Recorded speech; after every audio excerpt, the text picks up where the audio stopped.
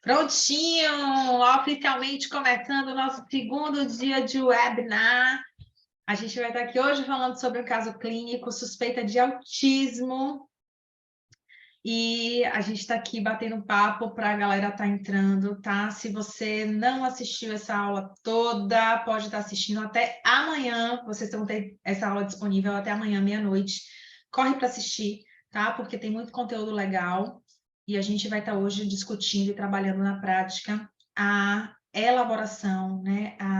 O fazer, o desenvolver o raciocínio clínico, que é parte fundamental da avaliação psicológica infantil, certo? A gente, para avaliar, a gente precisa, no processo de avaliação, a gente precisa desenvolver o raciocínio clínico para que os dados eles deem para a gente sentido e para que a gente possa conseguir chegar nas conclusões. Então, a gente vai ver isso na prática. A gente viu ontem como fazer isso, né, de uma forma mais teórica, mais referencial, e hoje a gente vai ver com a mão na massa, que eu adoro. Silêncio está perguntando se vai ter curso. Vamos sim falar, vamos falar hoje, tá? De curso, de lançamento, vamos falar para vocês qual é a proposta que eu estou trazendo para esse final de ano, para a gente fechar o ano com chave de ouro. E além disso, do que é que eu quero trazer para vocês como surpresa, presente de Natal, porque Papai Noel passa por aqui, tá? Então, a gente vai estar conversando sobre um monte de coisa legal. Andressa, Lu, fala mais sobre o que Kalila, tá? Falou sobre só diagnosticar por meio de avaliação psicológica. Como assim só diagnosticar por meio de avaliação psicológica, gente? É porque assim, ó, a gente não dá diagnóstico sem fazer uma avaliação, tá? Dentro da perspectiva de oferta de serviço, quando a gente recebe um paciente, a gente precisa avaliar esse paciente para entender qual é a referência, o que é que ele precisa, qual é a estrutura dele, qual é a história de vida, e para conseguir orientar, nortear a conduta terapêutica, tá? Isso é de uma forma geral, não é só para pacientes que precisam de um diagnóstico nosológico, foi o que ela estava explicando ontem, que a gente falou um pouco mais, certo? Mas de uma forma geral, a gente precisa fazer avaliação para tratar, trabalhar, intervir com o paciente, porque a gente precisa ter uma referência do funcionamento desse paciente e montar um plano de intervenção a partir do que ele apresenta para a gente, enquanto perfil, enquanto estrutura, enquanto sistema, enquanto funcionamento cognitivo, emocional, social e comportamental, tá? Quando a gente fala de diagnóstico, a gente não está falando só de psicopatologia ou de transtorno, a gente está falando de qualquer elemento que signifique um processo, tá? Que fale sobre o funcionamento daquela criança. Então, vamos pensar em diagnóstico como todo o processo que precisa de uma identificação e de uma referência para a intervenção. Mas o senso comum usa diagnóstico voltado, tá, relacionado a transtornos e quadros psicopatológicos ou patológicos de uma forma geral. Nesses casos, para a gente identificar um diagnóstico lá com CID, que represente para a gente, dentro dos critérios que a gente tem de diagnóstico e manuais estatísticos, a gente precisa fazer uma avaliação psicodiagnóstica, tá? Que vai dar para a gente indicativos do funcionamento dessa criança associado a critérios diagnósticos de determinados quadros. Então, para fazer uma inferência psicodiagnóstica, a gente precisa fazer uma avaliação psicodiagnóstica. É essa avaliação que vai garantir para a gente essa leitura, se o paciente ele se enquadra ou não dentro de um perfil psicodiagnóstico. É isso, Andressa? Entendi sua pergunta. A avaliação não são somente os testes. Pronto, não. A avaliação é um processo, tá? A avaliação é um processo que começa quando o paciente te procura e te diz sobre uma queixa, porque o paciente traz para a gente o quê? Uma queixa e algumas vezes hipótese.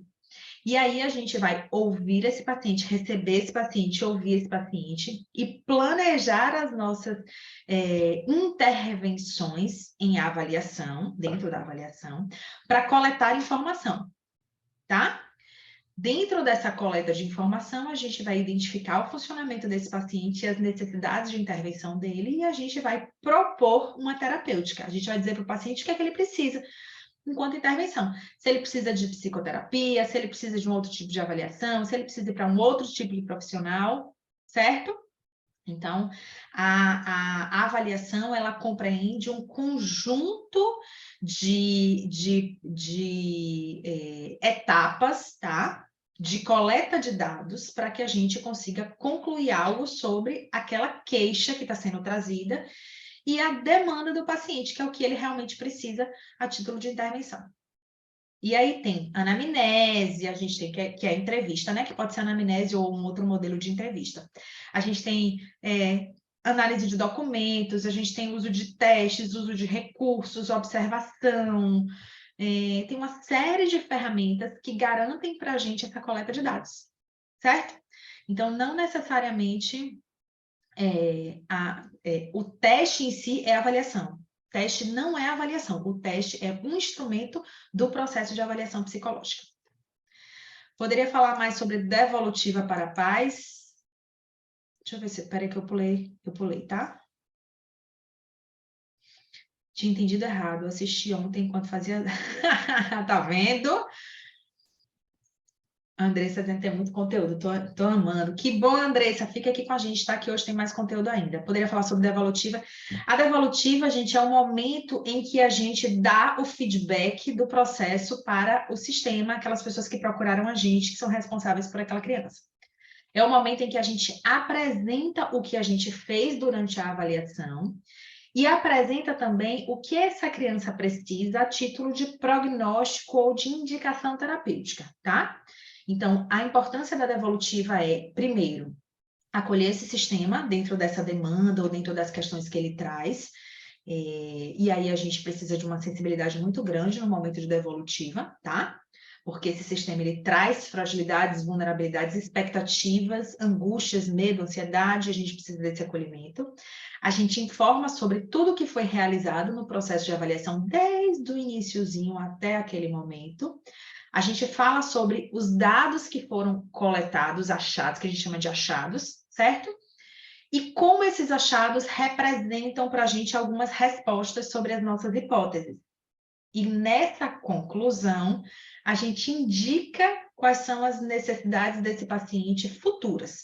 O que ele precisa dali para frente, ok? Esse é o processo de devolutiva, que geralmente acontece em uma sessão com o sistema. Algumas vezes a gente faz a devolutiva com a criança e com o sistema, outras vezes a gente faz só com a criança e depois só com o sistema, e outras vezes a gente faz só com o sistema, a depender de como se trabalhe com a criança. A devolutiva para a criança, geralmente eu faço quando eu começo a intervenção, tá? Claro que a depender do caso, ok? Vamos lá que a gente já começou aquecendo, respondendo dúvida de ontem, para que a gente já comece com esse gás. Hoje a gente tem muita coisa para conversar, muita coisa para falar. Deixa eu abrir aqui para vocês. Deixa eu abrir aqui.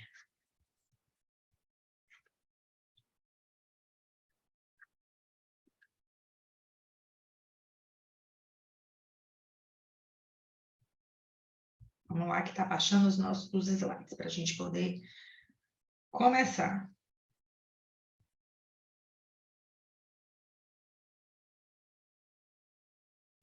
Eita, que eu estou aqui. Todo mundo vendo? Tudo tranquilo aqui para vocês? Vamos nessa? Vamos aprender a desenvolver raciocínio clínico a partir do uso de testes. Meu Deus, como é que a gente pode... Por que os testes eles são tão importantes para o raciocínio clínico? A gente já viu isso ontem, tá? Os testes eles são uma fonte mais confiável de coleta de dados. Para a gente desenvolver raciocínio clínico, a gente precisa o quê? Coletar dados desse paciente, não é? Então, são os dados que vão ajudar a gente a montar esse quebra-cabeça. E os testes, eles são uma fonte confiável de coleta de dados. Por quê? Porque eles passaram por toda uma classificação e por critérios extremamente rigorosos de validação que dizem da qualidade dele, que falam sobre sua qualidade. Então, a gente consegue ter uma boa referência para uso. Além disso, os testes, por serem embasados por estudos, o que é que acontece? Eles têm normatizações que indicam para a gente como ele deve ser usado, como deve ser a aplicação, como deve ser a correção e como deve ser a interpretação. Então, eles têm informações, eles trazem inferências, tá? Que são extremamente mais fáceis no sentido de que elas já estão prontas, a gente só precisa ir lá no manual e procurar como é que faz a aplicação, como é que faz a correção, como é que usa, como é que faz a interpretação. Então, é muito mais acessível para a gente o manejo do material, porque ele vem com toda a sua normatização referenciada nos manuais, tá? E isso garante para a gente um uso que com um nível de confiabilidade muito maior. Inclusive, gente, quero ver de vocês, tá? Quem aqui não usava teste, começou a usar e que viu a diferença em relação à forma como as pessoas enxergam a gente profissionalmente. Um profissional que começa a trabalhar com testes é visto de outra forma. Ele é visto de uma forma muito mais criteriosa, segura, porque os testes eles dão esse embasamento para a gente, tá? Eles trazem essa postura mais confiável, porque a gente tem segurança nas respostas. Ontem a gente estava falando aqui do caso de Cirlei, acho que foi Cirlei, não foi? Não, foi de Solange. Como a gente com os instrumentos conseguiu perceber alguns elementos que ela disse assim, poxa, isso tem a ver realmente com o meu paciente, eu consigo enxergar isso no meu paciente. Então, a gente consegue identificar, sim, e referenciar aspectos muito importantes do desenvolvimento a partir daí, tá? Então, o uso de testes é uma possibilidade que enriquece o nosso processo o nosso serviço de avaliação e que a gente pode, sim, entender como fazer esse uso da melhor forma possível, que vai contribuir para o nosso processo avaliativo. E quando a gente fala disso, a gente está falando de realmente destravar, tá? De realmente tirar todos os mitos que existem por trás, né, do uso de testes e entender como uma possibilidade real para a nossa prática. Lu, onde ficará disponível a gravação das aulas? A gente está mandando pelos grupos do WhatsApp, tá? Então, se você está lá no grupo do WhatsApp, você vai receber. Amanhã você vai estar recebendo a aula de hoje e a aula de ontem você recebeu hoje. Então, se você não está no grupo, eu vou falar com o pessoal para poder entrar em contato com o suporte ou mandar uma mensagem para mim pelo privado que o pessoal do suporte envia para você o link do grupo, tá? Pode ser assim, meninos? Se não puder, vocês me orientam, tá? Estudo de caso. Vamos lá para o nosso estudo de caso. Vocês sabem, todas as vezes, para quem já é meu aluno, para quem já me acompanha, sabe que eu gosto muito de trabalhar com exemplificação, né? Com a prática, com a demonstração daquilo que eu estou ensinando para vocês, para que fique mais fácil e para que vocês se sintam capazes de fazer. Porque, gente, uma coisa é eu estar falando de um monte de teoria, ou estar falando até da minha prática, tá? Para vocês, e isso ficar num lugar muito distante. De, puxa, poderia ser assim, mas comigo é diferente. Comigo eu não consigo, né? Comigo não funciona assim.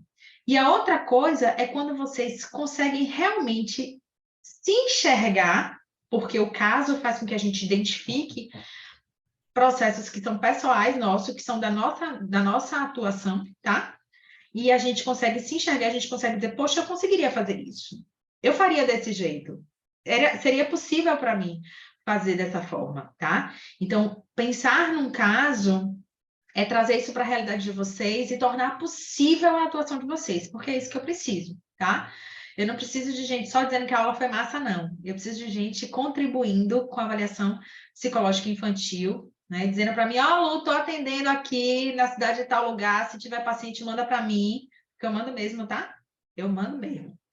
E aí a gente vai ampliando a nossa rede, porque é o que a gente precisa. E não só isso, trocando experiências, falando sobre instrumentos. Antes de entrar aqui, eu estava vendo um grupo do último curso que eu dei, eu acho que foi do Descomplicando até, vendo grupo, as meninas pedindo alguns instrumentos e outras enviando material, enviando artigo. Isso enriquece, isso faz com que a gente entenda que a gente não está só nesse mundo e que a gente aprende é assim, tá? É praticando, é fazendo, é buscando, é correndo atrás. Claro que com responsabilidade e com ética. Então, quando a gente escorrega, o que também pode acontecer, a gente vai aprender com o nosso escorregão e a gente vai tentar ajustar isso para um lugar que seja que seja possível, que seja viável, tá? Vamos para o nosso caso. Eu quero sair daqui da frente para vocês verem. Vou ficar aqui, tá? Na logo. Pronto. A cara redonda, ó. A pessoa gestante que só tem cara. Bom, Vamos lá, tá? Meninas mentorandas já conhecem esse caso, meninas novas e meninos, que temos meninas e meninos aqui, vamos conhecer esse caso. D, é para botar J, né? Porque todo caso para mim é J, quis mudar, mas enfim, ficou dando, não gostei não, mas vamos lá. D é um paciente do sexo masculino, que tem 7 anos e 10 meses, que na verdade, que na época, né, que a gente fez a avaliação desse paciente, ele tinha 7 anos e 10 meses e estudava no 2º ano da rede particular de ensino, do ensino fundamental. A hipótese é de transtorno do espectro autista, certo? Então, é um paciente que veio com esse acesso. O caso não é o mesmo, não é um caso real. Eu tiro como base um caso real, mas eu vou fazendo adaptações dentro daquilo que eu quero mostrar e ensinar para vocês, ok? Também porque eu não posso trabalhar com caso real dentro desse universo, desse universo de internet, certo? A menos que seja dentro de um curso, como não é o caso. Bom, genitora refere gestação e parto sem intercorrências, então vamos entender que a nossa investigação inicial de anamnese, aqui são aspectos da anamnese, tá? Nossa investigação inicial de anamnese tem que dar conta de informações sobre desenvolvimento dessa criança, porque a gente está falando de um transtorno do neurodesenvolvimento, então, um transtorno em que a gente vai ver no processo de desenvolvimento do cérebro, que acontece especialmente na primeira infância, a gente vai ver alterações significativas. Então, a gente precisa coletar a maior quantidade de informações possíveis sobre nascimento, pós-parto, marcos do desenvolvimento infantil, tá? Como é um paciente que já tem 7 anos e 10 meses, olha a idade do paciente velho, né? 7 anos e 10 meses, a gente precisa de informações desse processo inicial e o que a gente consegue de coleta de dados dá conta de um paciente sem intercorrências de gestação e parto, ou seja, gestação ok, parto ok. O que chama a atenção da gente no relato é atraso de linguagem, um atraso bem significativo, 2 anos e 6 meses, e aí algumas pessoas podem dizer assim, mas Luciana, 2 anos e 6 meses é considerado atraso? A gente não está falando que a gente vai dar um diagnóstico por conta somente do atraso de linguagem, mas a gente já considera atraso de linguagem uma criança que começou a desenvolver a linguagem aos 2 anos e 6 meses. Isso já é um sinal de alerta bem significativo para a gente relacionado a desenvolvimento de linguagem, tá? Tá bem atrasado. E a reação à frustração ele reage com crise de choro e raiva desproporcionalmente, ok? Então, toda criança chora, toda criança tem crise de raiva, isso é natural, especialmente até os 4 anos, porque a criança tem desenvolvimento de funções executivas ainda muito primitivo. Mas, para além dessa condição natural, é uma criança que tem uma reatividade atípica quando ele está chateado, quando ele está frustrado. Tem bom relacionamento familiar, sem histórico de convulsão, e sempre que a gente tiver um quadro de transtorno, um quadro de psicopatologia, a gente precisa identificar histórico patológico familiar, porque a gente sabe da condição da maioria dos quadros, que é uma condição biológica, genética, tá? E aí e hereditária, então a gente precisa dessas informações. E o que a família traz para a gente é que existe o filho de um primo que é diagnosticado com autismo, tá? Que tem diagnóstico fechado. Olha que informação importante. Além disso, os genitores trazem para a gente informações sobre empobrecimento social, imaturidade, insegurança, o atraso de linguagem, que foi bem significativo, e recursos de defesa pouco desenvolvidos. Então, dessa fala, ou desses elementos trazidos pelo sistema, o que a gente percebe é que existe uma condição de muita imaturidade, né? Imaturidade especialmente dos aspectos socioemocionais. Olha só, empobrecimento social, imaturidade, segurança, recursos de defesa pouco desenvolvidos. Então, tem alguma questão com o social que não está legal, que não está bem desenvolvida para uma criança com 7 anos e 10 meses, tá? Então, a gente já deveria estar num outro nível de desenvolvimento socioemocional e a gente percebe que tem alguns aspectos que chamam bastante atenção. Percebam a importância da anamnese, da coleta de dados através da anamnese. A gente consegue identificar pontos extremamente significativos do desenvolvimento infantil, claro que na visão daquelas pessoas que a gente chama de informantes principais, tá? Que estão ali trazendo informações para a gente, e que geralmente são as pessoas mais qualificadas para trazer esse tipo de informação. Então, é um momento super importante da avaliação, especialmente da avaliação que diz para a gente sobre hipóteses tão importantes, tão sérias, relacionadas ao desenvolvimento da criança. O que devemos entender como defesa pouco desenvolvida? É uma criança que não sabe se defender. O recurso de defesa pouco desenvolvido quer dizer que a criança ela não sabe se desenvolver, se defender direito, tá? Que ela, quando vai se defender, ela não consegue se organizar socioemocionalmente para se defender de maneira adequada diante das exigências do ambiente social, das situações de desafio do meio, ok? Pode nos passar uma anamnese de TEA, Lu? A anamnese que eu uso de TEA é a mesma anamnese que eu uso para todos os quadros de avaliação que eu faço. Eu não tenho uma anamnese específica. Por quê? Vamos lá, e eu acho que essa pergunta é muito importante para eu dar essa referência para vocês. Quando a gente fala de TEA, a gente fala sobre um transtorno que impacta no desenvolvimento global do cérebro. O que quer dizer? Que de uma forma global, geral, esse funcionamento ele traz características de um desenvolvimento atípico. Ou seja, eu preciso avaliar todo o processo de desenvolvimento do cérebro da criança, não só uma área ou uma funcionalidade, tá? Uma estrutura funcional dessa criança, e sim todo o seu funcionamento. A anamnese, de forma geral, ela vai fazer isso. Ela vai trazer para a gente, diferente de uma anamnese, por exemplo, que é para ansiedade, uma anamnese que é para transtornos mentais, por exemplo, que ela é mais específica, e aí eu tenho anamneses específicas, tá? Mas uma anamnese que fale sobre desenvolvimento global fala justamente sobre o que a gente vai precisar para avaliar todos os pacientes. E as características do TEA vão estar dentro dessa avaliação global, tá? Pode nos enviar, eu geralmente envio, eu já enviei nos grupos, tá? Fala comigo lá no grupo do WhatsApp que eu mando para vocês. Eu sempre envio o meu modelo de anamnese e o exame psíquico para quem quiser trabalhar em cima dele, tá? Lembrem, ontem a gente falou muito disso, que modelo não quer dizer que a gente vai reproduzir da mesma forma, mas a gente pode adaptar as nossas necessidades, considerando especialmente o público de referência que a gente atende, tá? Por onde eu começo? Como é que eu vou desenvolver um raciocínio clínico dentro de um caso, de uma hipótese de autismo, se eu não tenho experiência com avaliação? Eu vou começar pelo começo. Qual é o começo? Estudar sobre critérios diagnósticos. Eu não vou sair daqui não, tá? Eu vou ficar na frente porque eu não tenho pra onde ir. Deixa eu ver se eu tenho pra onde ir. Tem, aqui, fiquei pequenininha. Eu vou estudar sobre os critérios diagnósticos. E eu vou fazer isso sempre que eu for avaliar qualquer caso que fale sobre um psicodiagnóstico.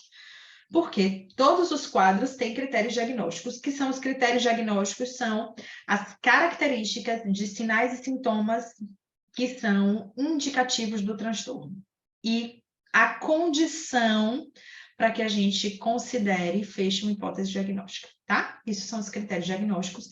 E a gente usa como referência, geralmente, o DSM-5, que é o mais atual, que vai conseguir dar para a gente essas informações dessa forma, tá? Como tá aqui bem descrito, super claro.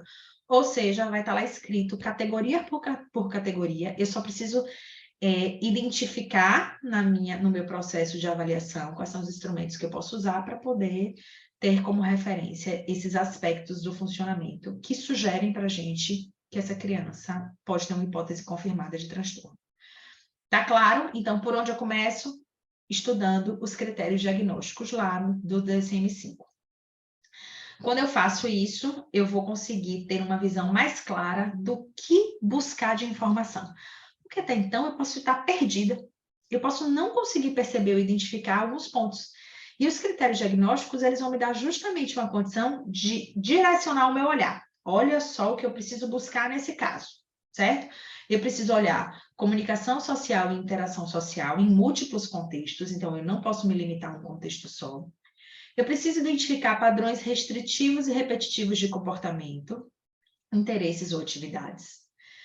Preciso identificar quando esses sintomas começaram. Por quê? Porque a gente está falando de um transtorno do desenvolvimento do cérebro, então precisa ser na idade de desenvolvimento do cérebro.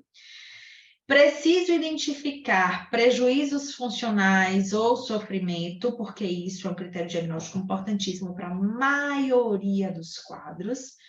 E claro que eu preciso também fazer um diagnóstico diferencial, tá? Para poder conseguir fazer um diagnóstico excludente, se for o caso, ok? Depois que eu olho os meus critérios diagnósticos, eu vou lá identificar quais são as áreas que eu vou avaliar dentro desses critérios, né? Tá? Então, assim, dentro do que a gente viu enquanto critério diagnóstico, quais são as áreas que eu preciso passear, que eu preciso ficar atento. E por que eu tenho que pensar nessas áreas? Porque os meus instrumentos vão avaliar esses construtos, tá? Então, quando eu for escolher os instrumentos, eu preciso saber quais as áreas para que eu possa pegar instrumentos que atendam a esse objetivo de avaliar determinados construtos. Então, vamos lá. Áreas que eu vou identificar quando eu estou falando do espectro autista com base no DSM-5. Habilidades sociocomunicativas, cognição social, inteligência, funcionamento adaptativo, funções executivas, função sensório-motora, problemas emocionais e comportamentais, habilidades do brincar e habilidades de linguagem, tá? Luciana, onde é que eu consigo isso? Bom, eu posso conseguir. Quando a gente tem uma prática em avaliação, fica mais fácil, porque quando a gente vê os critérios, a gente já sabe quais são as áreas que contemplam, né, que estão dentro desses critérios. Quando a gente não tem tanta facilidade, a gente vai para o livro, a gente vai buscar nos livros essas referências, certo? E esses livros vão dar para a gente toda essa indicação de quais são as áreas dentro de cada quadro de transtorno ou quadro psicopatológico que eu preciso estar mais atenta. E a partir daí eu vou fazer o quê?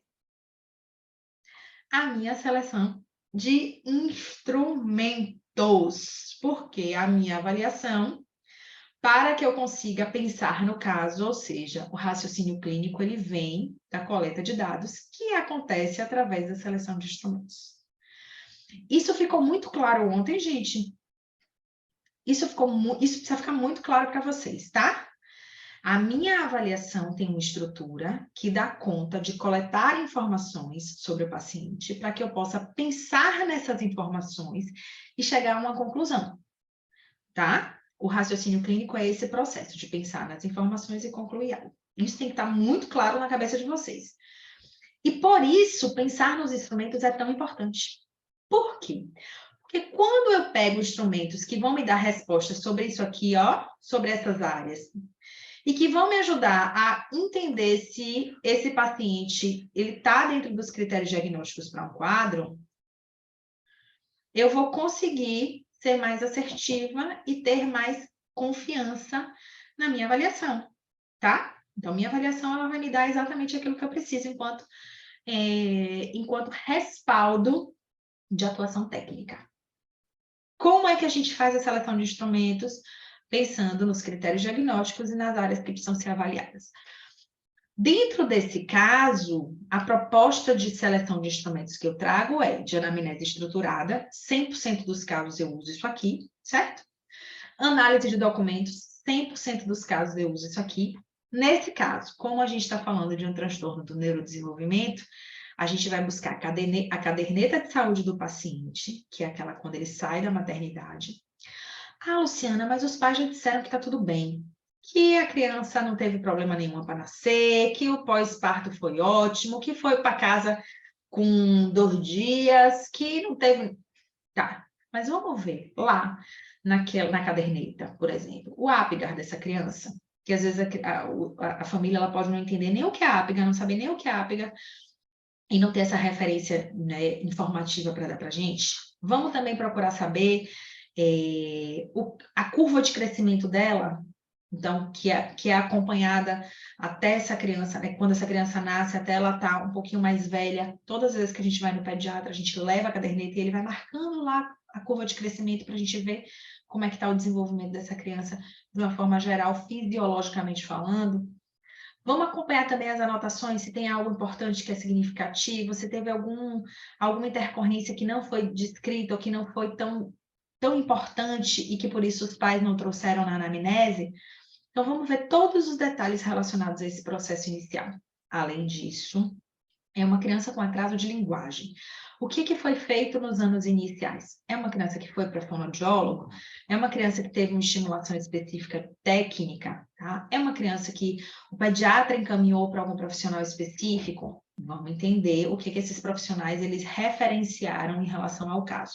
Como foi a avaliação que eles fizeram do caso quando eles atenderam, que pode ser lá atrás, tá? Dessa criança bem pequenininha, quando a gente identifica atraso, que é a partir de 18 meses, atraso de linguagem, a gente começa a identificar com 18 meses, quando a criança não fala as primeiras palavras. Então, isso já é um marco importante quando a gente pensa em marcos do desenvolvimento, tá? Então, lá atrás, a gente teve alguma intervenção? Como foi essa intervenção? O que o profissional trouxe enquanto informação? Tem profissionais que dizem assim, espera o tempo da criança, tá? Como é que isso foi feito ou visto? Isso aconteceu? E aí a gente esperou o tempo da criança e viu no que deu, né? Enfim.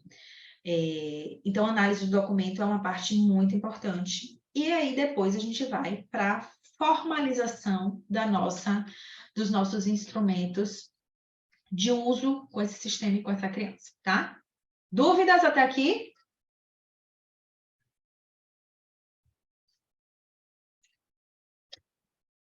Escolha de instrumentos tem a ver com essas áreas. Então, se vocês forem ver, esses instrumentos aqui pretendem dar conta lá do que a gente viu enquanto critério diagnóstico. Luciana, por que eu preciso avaliar... Eu já ia falar do VISC, mas alguém me perguntou aqui, tá? O uso de tela muito cedo pode causar atraso de linguagem, né? Sandra, o que acontece? A gente está tendo um boom em relação a... Na verdade, desde que a gente começou com o avanço tecnológico, que a gente está tendo uma mudança não só do funcionamento da criança, uma mudança funcional, mas uma mudança estrutural no cérebro das crianças. E de um tempo para cá isso tem piorado bastante, por quê? Porque o uso de telas ele tem aumentado desproporcionalmente, né? Então a gente está vendo muita criança usando muito mais as telas do que em relação a outras atividades que antes eram mais comuns na infância. Então o que a gente vê com isso? Uma mudança funcional e uma mudança estrutural do cérebro. Essas mudanças dão conta de algumas características que a gente já tem identificado, tá? Características comportamentais, características emocionais, características sociais e características cognitivas. Dentro da cognição, a gente vê, sim, uma condição de uma linguagem mais restrita, tá? De um empobrecimento de linguagem. A gente vê um déficit atencional bem significativo, tá? E a gente vê também um déficit de funções executivas importante. Então, são aspectos que a gente considera e que, quando a gente vai avaliar, a gente considera o momento atual, tá? Então, assim, se atualmente a gente está vivendo dessa forma, então aquelas referências de marco de desenvolvimento precisam ser pensadas dentro dessa nova estrutura. Então, isso é muito importante que a gente fique atento, tá? E que a gente considere. Peraí, deixa eu ver aqui o chat, que tem um monte de pergunta. Deixa eu tirar os participantes, pronto. Lu, você aplicou o VISC todo? Apliquei, Denise, e principalmente porque vocês viram que lá nos critérios diagnósticos a gente teve uma condição em que as perturbações, ou seja, essas características, elas não podem ser mais bem explicadas por deficiência intelectual ou por atraso global no desenvolvimento. A gente precisa ficar atento a isso, porque o que isso quer dizer? Que eu preciso avaliar a estrutura, o coeficiente de inteligência dessa criança e o desenvolvimento intelectual dela, tá? E avaliar também outras características de atraso de desenvolvimento. Então, eu aplico o VISC todo, porque o VISC ele me dá uma condição para a DI que é extremamente lógica, tá? Eu consigo avaliar e identificar a DI com a aplicação do VISC. Então, eu uso ele todo, uso como referência o VISC, sim, porque ele me dá essa visão não só do funcionamento, né, adaptativo, do funcionamento intelectual, mas também me dá uma condição de estruturas, né? De ver as áreas que são as sub-áreas que eu avalio dentro do VISC. Onde encontramos esses instrumentos? Alguns deles são comprados, outros estão disponíveis na internet. Desses aqui, comercializados são o VISC, SSRS, FE e livres e abertos na internet CBCL e CARS. Atendo uma criança de 5 anos com atraso de linguagem, também 5 anos com atraso de linguagem. Também apresenta traços de agressividade com a mãe, principalmente. É uma criança que a gente precisa avaliar o TEA, tá certo? Porque o atraso de linguagem tão significativo já traz para a gente um ponto de referência. E é uma criança que, se você for psicóloga, você deve encaminhar para uma neuropsicóloga ou para uma fonoaudióloga para avaliar transtornos de comunicação e de linguagem, tá? Tem outro que pode substituir o VISC, a gente tem o SON-R, a gente tem o Neopsilin, tá? Só que entendam que se a gente for usar o Neopsilin, por exemplo, a gente precisa de um teste de inteligência, porque o Neopsilin, ele não avalia QI. De inteligência, ele avalia inteligência, ele não avalia QI, então a gente precisa de um teste de QI, tá? Sou psicóloga assim, ok. Bom, vocês conseguiram entender, gente, a escolha de instrumentos? Ficou claro para vocês que eles dão conta daquelas áreas lá que a gente estava vendo? Pronto. Então, a escolha de instrumentos, ela tem que dar conta das características relacionadas à minha hipótese, tá? Eu vou abrir um parêntese para falar um pouco mais de instrumentos com vocês, porque eu acho que esse é um lugar que pega muito. Atraso de linguagem está no DSM-5 como um dos fatores principais. É uma pergunta, não, é uma afirmação, né? Sim, o atraso de linguagem é uma característica importantíssima em relação ao TEA e também transtornos de comunicação, tá? Então, transtornos, na verdade, do neurodesenvolvimento, os transtornos motores a gente também pode estar vendo, então é bem importante que você leve para uma avaliação neuropsicológica ou fonoaudiológica para avaliar comunicação e linguagem, certo? Linguagem dentro da comunicação, que é uma criança que pode sofrer com algum desses transtornos. Bom, em relação à seleção de instrumentos, tá, gente? E aí, por que que eu sempre bato nessa tecla? Quem conhece meu trabalho aqui na internet, né, e quem conhece meu trabalho nas redes sociais, sabe como eu trago para vocês, e eu tento trazer para vocês uma noção de que o uso de testes, ele não é algo que é impossível ou é distante da nossa realidade. Por que que eu faço isso, tá? Porque eu sofri muito durante a minha prática clínica por não saber usar instrumento. E a sensação que eu tinha era de que eu não sabia mesmo, de que eu não tinha competência para poder usar testes. Eu achava os testes extremamente complexos. E eu falo isso muito com vocês, porque a minha realidade é a realidade da maioria dos profissionais que saem de uma faculdade sem ter o entendimento da importância da testagem, para a gente ter mais confiabilidade e segurança na coleta de dados e nos achados e nas nossas conclusões sobre os nossos casos, mas também para que vocês, porque eu entendo que vocês se distanciam dos testes, e aí, nesse momento, que é um momento de aprendizado, da gente estar praticando aquilo que a gente aprendeu, né, durante a nossa formação, a gente perde esse gancho e a gente se distancia da área de avaliação. E a área de avaliação é uma área muito importante para a nossa prática, tá? Mesmo que a gente não queira fazer avaliação, a gente precisa saber como fazer avaliação. Mesmo que a gente não queira usar testes, a gente precisa saber como usar testes. E isso tem que estar dentro de uma escolha que vem consciente, que vem para esse lugar mesmo de proporcionar ou não para os nossos pacientes, tá? Uma determinada oferta de serviço. Então, quando eu me formei, eu achava que testagem era algo muito distante da minha realidade. Eu nunca imaginei que eu fosse ser avaliadora, tá? Que eu fosse trabalhar com avaliação psicológica. E eu não fazia avaliação. Hoje, eu consigo ver como isso me distanciava da prática que eu acredito dentro da psicologia, que é uma prática fundamentada, bem embasada e segura, tá? Hoje eu consigo ver isso, naquela época não. Era o que eu podia fazer, era o que eu sabia fazer, e eu fazia da forma como eu achava mais adequada. Quando eu comecei a aprender sobre testagem, e aí para mim a virada de chave foi realmente na formação, na especialização avançada em neuropsicologia, eu comecei a entender uma outra forma de fazer avaliação dentro da psicologia e uma outra psicologia. Para mim, realmente foi um divisor de águas. Então, quando eu paro para pensar que a gente sai da faculdade sem ter a noção ou sem se sentir capaz de estudar e aprender sobre recursos que são tão importantes para a nossa prática, isso para mim minimamente soa como algo muito mais comercial, tá? Do que necessariamente como algo de uma prática eficaz. Por que eu digo comercial? Porque a gente tem hoje um mercado muito fechado de avaliação. A gente tem um mercado seletivo, a gente tem um mercado fechado. Então, o entendimento que eu tenho é que isso acaba segregando mesmo, tá? Os profissionais. E é algo extremamente grave dentro daquilo que eu acredito.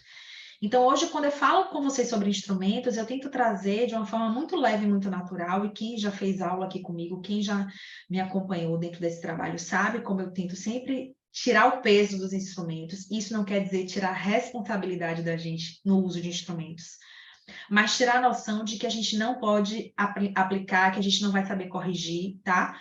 Porque aplicação e correção e interpretação vem da prática. O saber fazer vem da qualificação, que a gente tem na faculdade, e se falta na faculdade, porque é incompleto, a gente tem cursos, a gente tem como buscar isso através de formação complementar ou cursos, tá? Mas colocar em prática é algo que é possível para todo mundo, tá? E aí eu já vou trazer para vocês, tá?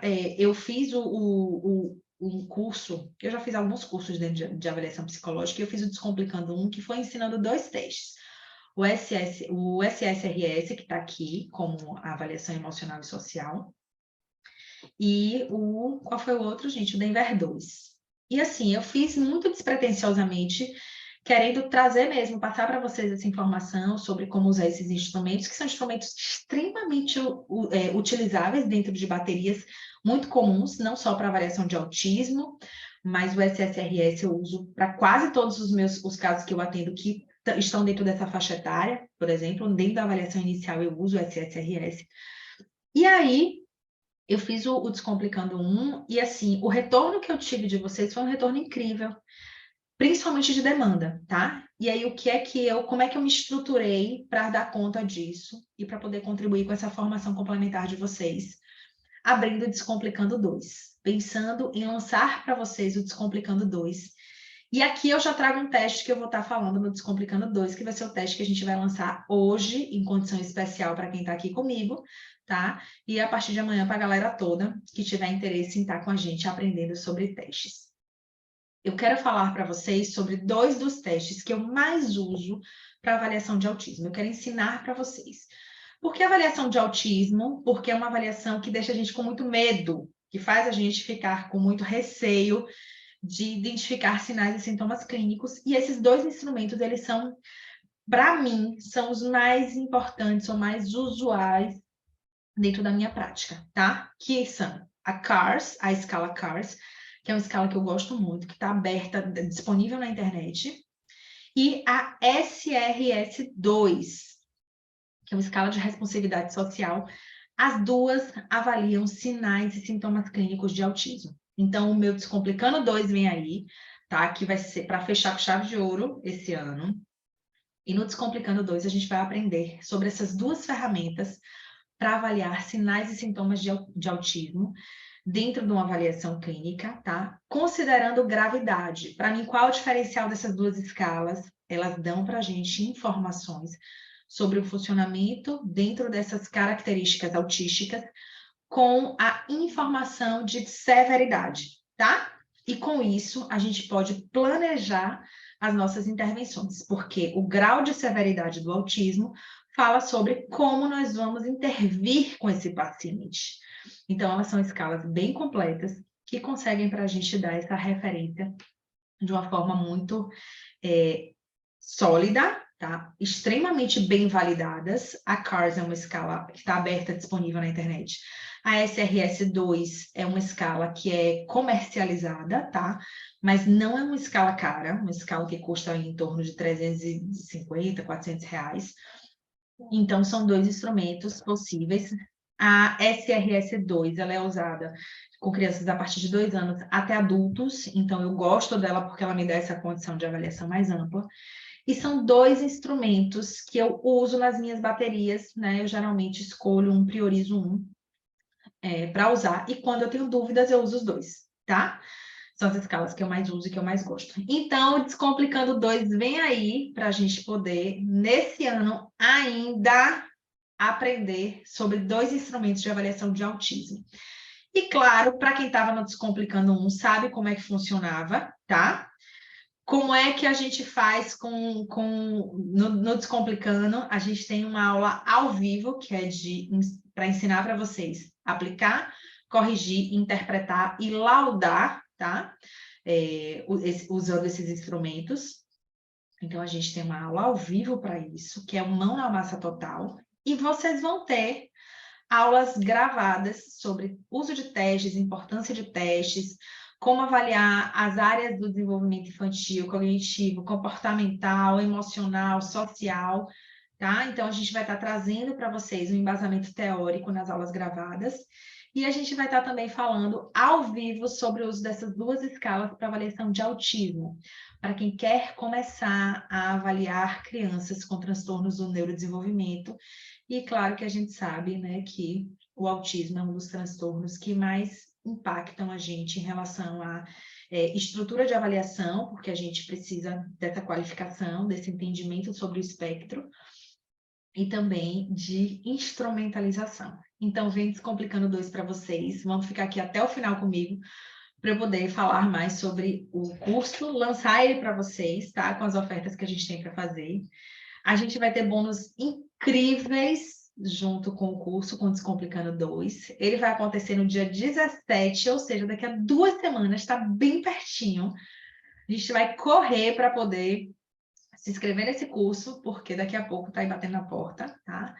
E claro que a gente tem uma limitação nas inscrições e a gente tem condições incríveis para quem está aqui e para quem vai comprar o curso agora, hoje, comigo, tá certo? A gente, claro, vai abrir essas condições para vocês daqui a pouquinho. E, além disso, tá? No Descomplicando, a gente vai estar falando também sobre um projeto que eu tenho para o ano que vem, que é um projeto muito massa, é uma imersão em avaliação psicológica infantil. Alguém me perguntou, até eu acho que é alguém que está aqui, que me perguntou sobre curso de avaliação. A gente vai ter uma imersão em janeiro, e nessa imersão a gente vai trabalhar, né? É uma imersão, é um período muito maior em que a gente vai estar com o caso e a gente vai ver todas as etapas do caso, do início, meio e fim. E para quem comprar o Descomplicando hoje, tá? Para as 20 primeiras pessoas que comprarem, elas vão ganhar a imersão de janeiro. Então, é aquele presente de Natal, tá? Compre um e leve 2. A imersão, é um curso super completo, estruturado, que a gente vai ter em janeiro. E quem comprar o Descomplicando, as 20 primeiras pessoas que comprarem o Descomplicando hoje vão ganhar de grátis, 0,800, a imersão que vai acontecer em janeiro, que vai ser um encontro muito maior, são 2 dias de encontro, certo? E a gente vai estar discutindo um caso de início, meio e fim, cada uma das etapas na prática. Então, a gente vai ter vídeos desse caso e a gente vai estar fazendo as etapas, entrevista, observação, análise de documentos, aplicação de teste, aplicação de recurso, construção de laudo devolutiva. Todas as etapas da avaliação psicológica no passo a passo, com um caso clínico, apresentado para vocês na imersão, super imersão em janeiro, tá? Então, tudo isso como bônus para vocês. E, além disso, a gente tem também outro bônus super especial, que eu não posso deixar de dizer para vocês, que é quem comprar o Descomplicando 2 até amanhã vai ter acesso ao Descomplicando 1, que a gente viu os testes SSRS, que é um teste de avaliação da estrutura socioemocional e comportamental. Eu uso 100% desse teste com as crianças desse perfil, tá? E o DEVER 2, que é um teste de avaliação de marcos do desenvolvimento, que também é muito usado para autismo. Então, a pessoa vai ter acesso, quem comprar até amanhã, vai ter acesso ao Descomplicando 1 também. Melhor do que isso não dá, né? Peraí, né? Melhor do que isso, não dá. Vamos lá. Deixa eu ler aqui as dúvidas de vocês para poder a gente não atrasar muito também, que eu tenho que continuar. Eu tenho que terminar o caso. Vamos fazer o raciocínio clínico. Uma criança de 9 anos com QI 76 limítrofe no VISC, sem TEA, explica um atraso de linguagem não de alfabetização ou tem que investigar possível dislexia? Só o QI não quer dizer nada para a gente. A gente tem que avaliar as áreas do desenvolvimento globais, cognitivo, comportamental. O VISC avalia o cognitivo, mas a gente tem que ter o comportamental, emocional e social e avaliar o sistema.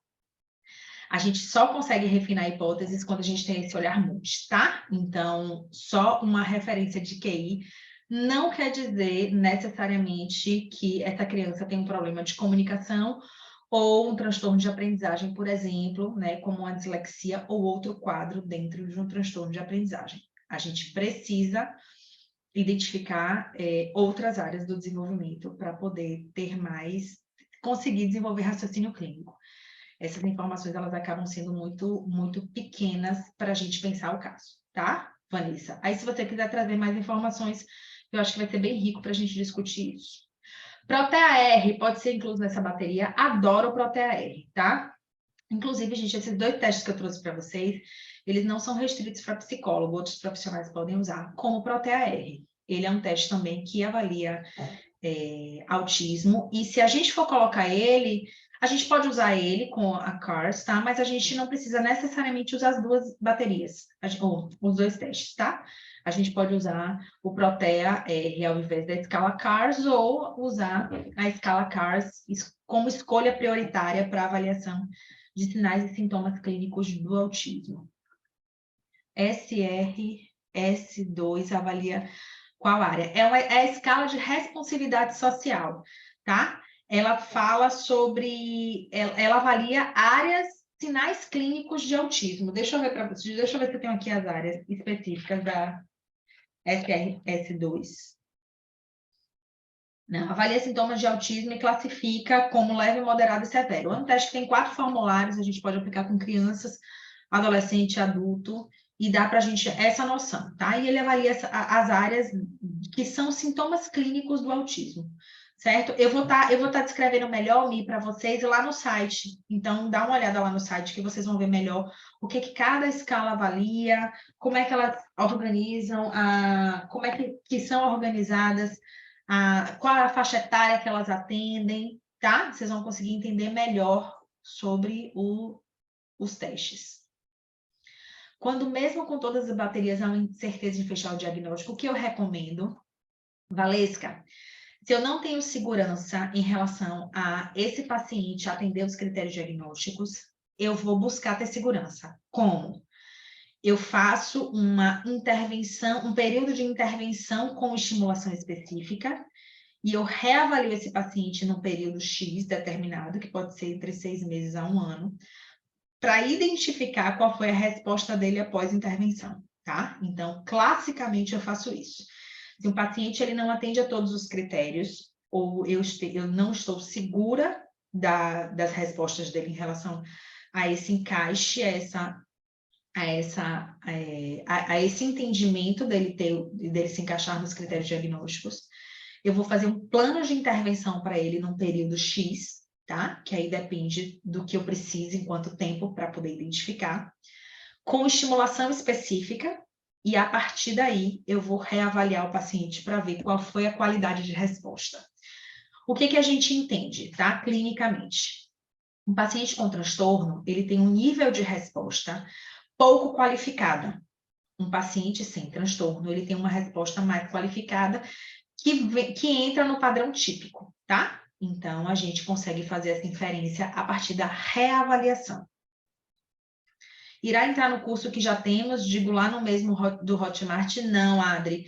Se você está no Descomplicando 1, ele é um outro curso que vai entrar na plataforma com outro formato, tá? Vocês vão entrar de uma outra maneira, mas quem ganhar o Descomplicando 1 vai ter acesso ao Descomplicando 1 também, vai receber o acesso do Descomplicando 1 na Hotmart, tá? O que você acha do Portage para avaliar desenvolvimento? Há alguns anos atrás eu gostava muito do Portage, tá? Hoje eu já não gosto mais tanto, porque eu acho ele muito grande e eu consigo avaliar a mesma coisa, os marcos do desenvolvimento, com outros instrumentos que são tão bons quanto também precisa, são mais práticos, são mais rápidos, entende? Então, eu uso mais, eu aposentei o Portage. Como coloco no currículo a informação dos seus cursos? Na área de cursos. No currículo tem lá cursos, você vai colocando carga horária e o curso que foi. E quando a gente trabalha na rede pública, perfeita pergunta, Lu. Precisa fazer avaliação para rastreio de autismo, TDAH, que são transtornos do neurodesenvolvimento. Como faz? Faz avaliação qualitativa apenas? Funciona? Não. A gente precisa fazer uma avaliação com o máximo de recursos que vão dar para a gente informação, né, do funcionamento dessa criança dentro dos critérios de diagnóstico. Então, assim, eu não posso só fazer uma avaliação qualitativa, porque eu preciso de instrumentos psicométricos que me deem informações quantitativas, que possam me dar inferências mais coerentes sobre o funcionamento da criança. Então, a minha bateria precisa contemplar a necessidade de investigação que eu tenho de coleta de dados, tá? Nesse caso, se eu trabalho na rede pública e eu não tenho uma condição econômica de estruturar esse material, o que é que eu vou fazer? Eu vou trabalhar ou com um projeto para essa instituição, né? Eu faço um projeto, escrevo um projeto e dou para a diretoria para que seja avaliado, ou para alguma comissão para que seja avaliado. Tá? Eu já trabalhei em rede pública e foi exatamente isso que eu fiz. Ou então eu vou fazer encaminhamento. Eu vou estruturar uma rede de encaminhamento para que eu mande esse paciente para que ele seja avaliado, tá? Quais você indica para substituir o Portage? A Vineland é uma escala que eu gosto muito. A escala Denver 2 eu também gosto bastante, que é a escala que a gente viu no Descomplicando 1, tá? E tem muitos testes que avaliam marcos do desenvolvimento. Até no Descomplicando eu trago para vocês, né? Vocês ganham um e-book que fala sobre isso, avaliação de marcos do desenvolvimento com os instrumentos. Tem vários. Mas esses dois são o que eu estou me lembrando agora, que são a Bailey, né? A escala Bailey. É Bailey que fala. Também ajuda, também faz essa inferência. Bom, vamos voltar? Vamos, meu povo. Dúvidas do que a gente conversou até aqui? Hein? Alguém tem alguma outra dúvida? Quem quer informação a unidade, exatamente, para o marco do desenvolvimento? Essa lista está lá no material que eu mandei para vocês do Descomplicando 1. E vocês vão ganhar também no Descomplicando 2. Quem quiser ter mais informação sobre o Descomplicando 2, meninos, coloca aqui para mim o link, por favor, tá? Para quem quiser tá acessando e vendo mais como é que vai funcionar, quais são os bônus. A gente tem um monte de bônus. Tem e-book, ó quanta coisa tem, os meninos já botaram aqui, peraí. Supervisão em grupo comigo, amo fazer supervisão em grupo com vocês. Vocês ganham caderno terapêutico, ganham o guia para a escolha de instrumentos marcos de desenvolvimento, aula gravada sobre plano de avaliação, grupo de suporte, aula gravada de... Tá repetido, viu, meninos? Aula gravada, como elaborar um plano de avaliação, tem 2 vezes. Quem vai assistir 2 vezes pode assistir 10 até. Tudo isso você tem acesso por 6 meses, certo? Os 20 primeiros ganham uma mentoria grátis? Não, meninos. Os 20 primeiros ganham a imersão em janeiro. Os meninos estão viajando, viu? Estão lá no Descomplicando 1 ainda. Plano de saúde não utiliza teste, hipótese diagnóstico TEA. Tem que encaminhar para o neuropsicólogo. Plano de saúde não utiliza teste? Como assim? Como é isso, TEA? Como é isso, Célia? Plano de saúde, na verdade, o plano de saúde vai lhe pagar pelo seu serviço. Se você vai usar teste ou não, depende de você. Não é o plano de saúde que lhe diz se você vai usar teste ou não. Viu? Aí depende de você, da sua escolha. Agora, o plano de saúde paga pouco pela sua consulta. Você tem que ver se compensa investir em teste. Deixa eu falar uma coisa sobre isso rapidinho, tá? Para a gente poder conseguir avançar. Tem gente que fala que a avaliação é muito caro. Comprar instrumento é muito caro. Qual é o grande problema disso, meninas? E meninos, tá? Porque a gente tem meninos aqui. A gente não entende que quando a gente faz avaliação psicológica, é um serviço que é mais caro mesmo, porque tem um investimento maior principalmente de instrumentalização, né? De testes e materiais. Só que quando a gente compra esses materiais, a gente vai usar eles com todos os pacientes ali para frente, que tiverem um perfil para aquele instrumento. Só o que a gente vai precisar comprar depois, em alguns casos, é geralmente a folha de aplicação, tá? Então, a gente tira esse investimento nos primeiros pacientes, se não no primeiro paciente. E depois disso, o valor agregado, tá, acaba sendo lucro. Então, financeiramente, vale muito mais a pena a gente pensar nessa oferta de serviço, tá? Em relação a custo-benefício. Então, desmistifiquem isso de que é caro trabalhar com avaliação psicológica. Não. A gente tem talvez um investimento inicial mais alto, mas o retorno financeiro é muito maior. Então, compensa financeiramente. Os testes ensinados no Descomplicando 2 são de uso restrito para psi? Não. Todos dois. A CARS e a SRS2 não são restritos para psicólogo. Imersão é um curso que a gente vai ter em janeiro, tá? Que é uma imersão em avaliação psicológica infantil. Vão ser 2 dias em que a gente vai estar juntinhos. Eu vou trazer um caso clínico para vocês, vai ser um caso gravado, tá? E os fragmentos desse caso, a gente vai discutir cada um deles. Então, a primeira parte, entrevista. Vocês vão ver uma entrevista gravada, tá? Depois que a gente vê a entrevista gravada, a gente vai discutir etapas da entrevista, materiais usados, escolha de materiais, tá? Porque a gente escolheu esse tipo de anamnese, como é que a gente faz isso. Então, a gente vai trabalhar com a explicação, ensinando aquilo que a gente viu na prática. Então, a gente vê primeiro o que é, tá? No vídeo, e depois eu vou estar conversando com vocês sobre cada etapa. Aí depois vem a observação livre. Então, a gente vai ver uma simulação de observação livre, da sessão de observação livre com a criança. E eu vou estar explicando depois como funciona.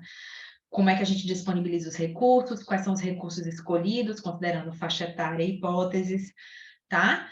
O que a gente observa, como é que a gente usa o roteiro de observação. Então, vocês vão ver primeiro na prática e depois a gente vai estar falando sobre isso, sobre cada processo, cada etapa. Uso de testes, tá? Vocês vão ver o raciocínio clínico, porque a gente vai estar discutindo os resultados e elaboração de documentos. Devolutiva, como é que funciona? Vocês vão ver uma sessão de devolutiva simulada, tá? E depois a gente vai discutir cada ponto, cada etapa da devolutiva, ok? Então, imersão é exatamente isso, é a gente mergulhar na avaliação psicológica infantil, aprendendo etapa por etapa. E para isso a gente vai estar 2 dias coladíssimos, são 2 dias juntos, colados. E quem comprar o Descomplicando 2 vai ganhar a imersão. Ó que incrível. Presentaço. SSRS é uso restrito? O SSRS é de uso restrito, tá? Então, quem não é psicólogo não pode aplicar. Estou trabalhando em um centro multi e deram a possibilidade dos profissionais, como fono, psicopedagoga, fazerem relatórios de avaliação e encaminhar os relatórios para o neuropediatra diagnosticar. Pode ser feito sim, Lu, tá? Não tem problema nenhum. Você faz a sua avaliação dentro da sua área e encaminha para o neuro para ele fechar o diagnóstico, porque são diagnósticos multidisciplinares ou multiprofissionais, tá? Não tem problema nenhum você fazer dessa forma. Como vai ficar o acesso de não psicólogos no Descomplicando 1? O acesso é para psicólogos, tá, gente? A gente não vai liberar o Descomplicando, por mais que o Descomplicando 2 tenha testes que sejam abertos para o público. Esses cursos, o Descomplicando, ele só é acessível para psicólogos.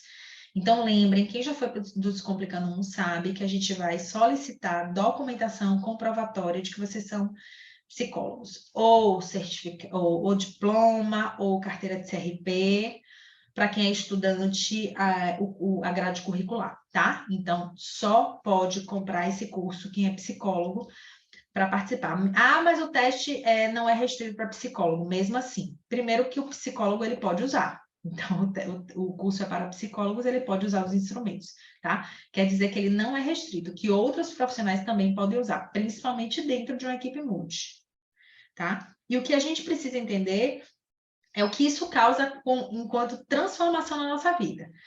Usar instrumentos que deem para a gente credibilidade para que a gente possa ampliar nossa oferta de serviços vai fazer com que a gente mude o nosso patamar profissional, com que a gente consiga ter um trabalho muito mais seguro, consistente, né?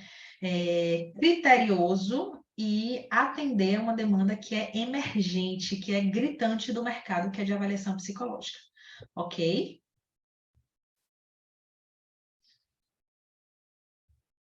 Vai passar como podemos cobrar por essas avaliações, valores, todas as dúvidas que vocês tiverem, gente, a gente pode conversar, tanto nos grupos dos testes, como também nos nossos encontros ao vivo, tá?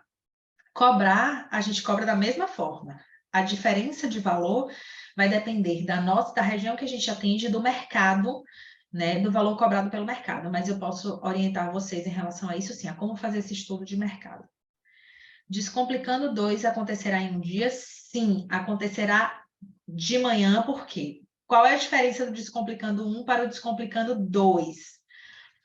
As aulas introdutórias que vocês tiveram no Descomplicando 1, que foram ao vivo, estão gravadas. Então, vocês vão ter acesso a essas aulas gravadas, vocês vão poder assistir antes dessas aulas. São 4 horas de conteúdo, tá? E no dia do curso, a gente vai ter mais 4 horas de aula ao vivo comigo ensinando sobre testes, tá? Dani tá comigo? Oba! Vai estar comigo no Descomplicando e vai estar comigo na imersão, tá, Dani? Descomplicando 2 é a continuação do outro, não é a continuação, tá? É o mesmo curso que vai ensinar testes para vocês, só que vai ensinar testes diferentes. E aí a gente vai aprender a usar testes de autismo. Pronto, meu povo? Quero ver todo mundo comigo, tá?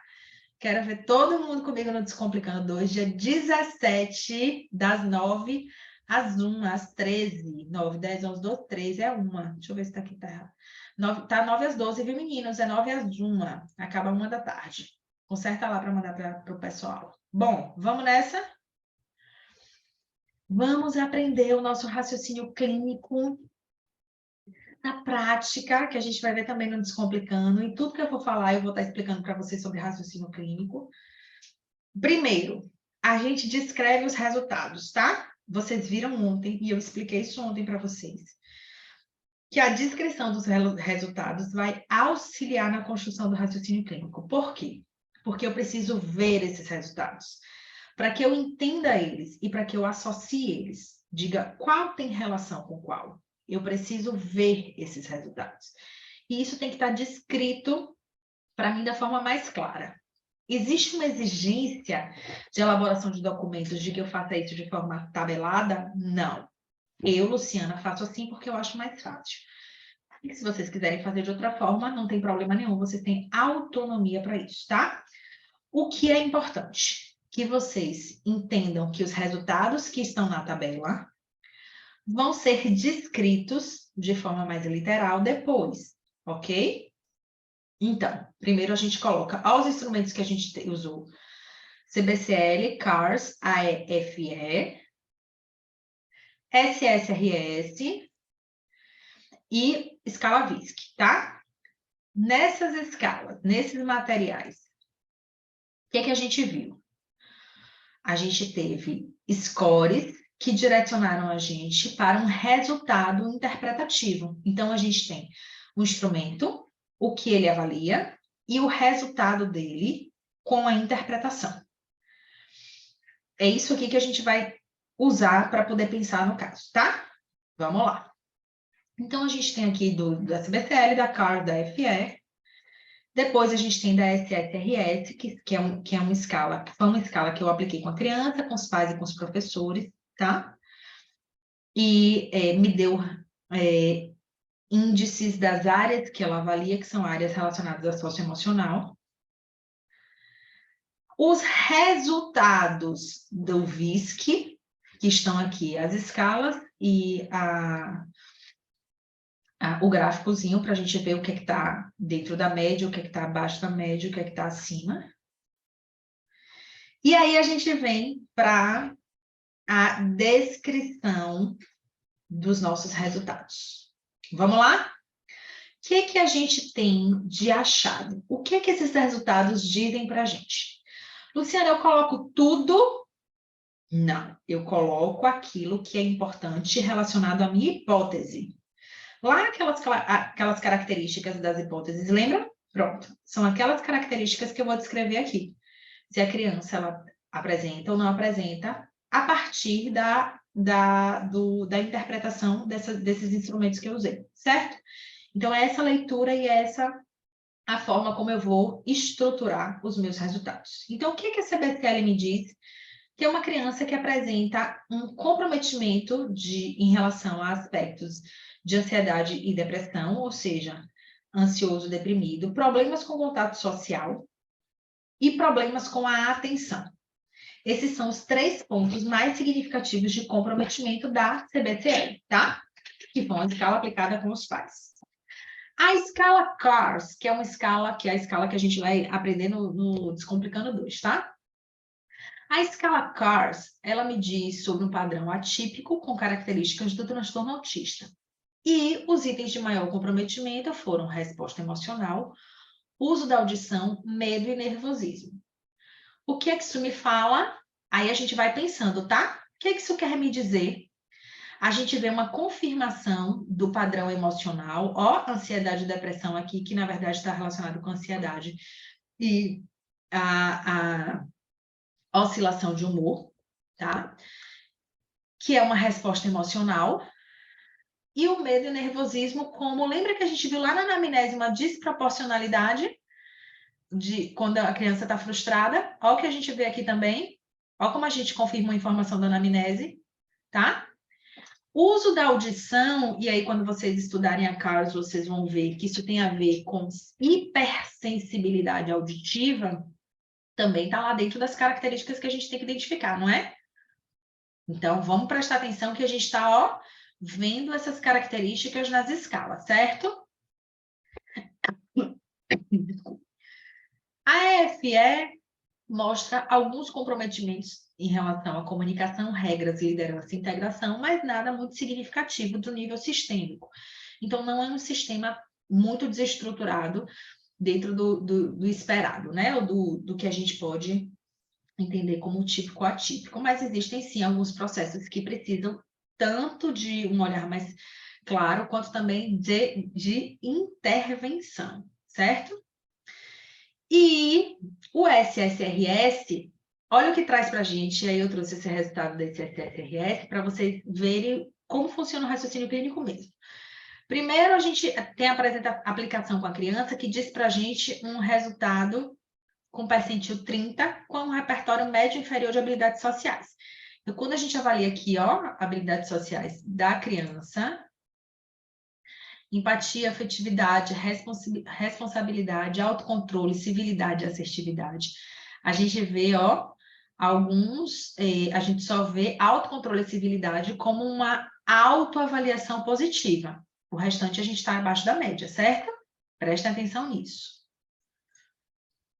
Quando a gente vai para a avaliação dos pais, o que a gente vê é um repertório bem elaborado de habilidades sociais. Aí a gente diz assim, gente, essa criança está achando, né, tá demonstrando, expressando habilidades sociais pouco desenvolvidas, mas ó, não tem concordância com o que os pais estão dizendo, porque o resultado está acima da média para a maior parte dos itens e subescalas. Mas quando a gente vê problemas de comportamento, a criança está no repertório mediano. Então, opa, o que a gente pode pensar nisso? A gente tem que ter uma atenção preventiva em relação a problemas de comportamento, mas a mesma criança que os pais dizem que apresenta problemas de comportamento é uma criança que os pais dizem com um repertório elaborado de habilidades sociais. Tem alguma coisa aí que não está fazendo tanto sentido para a gente, né? Vamos mais para frente, tá?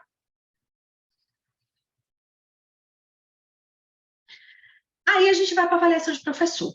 Vamos ver como é que os professores enxergam essa criança. Você está avaliando áreas próximas de habilidades sociais, né? Mas mais relacionadas ao ambiente educacional. Bom, a escola vê a mesma coisa que a criança. Repertórios abaixo da média de habilidades sociais. Além disso, a escola também vê problemas de comportamento, ou seja, itens críticos que precisam de uma atenção mais significativa, tá? E a escola também vê problemas acadêmicos, competência acadêmica, ou seja, desempenho abaixo da média, que também dizem para a gente sobre intervenções. Então, vamos lá. Os professores e a escola têm uma visão de habilidades sociais de comprometimento, a criança também se percebe assim, mas os pais trazem uma percepção que, de certa forma, é contraditória. Né? Então, o que, que a gente pode pensar? Vamos mais lá embaixo, na nossa conclusão. Deixa eu ver se está na conclusão. Deixa eu ver se eu coloquei, tá?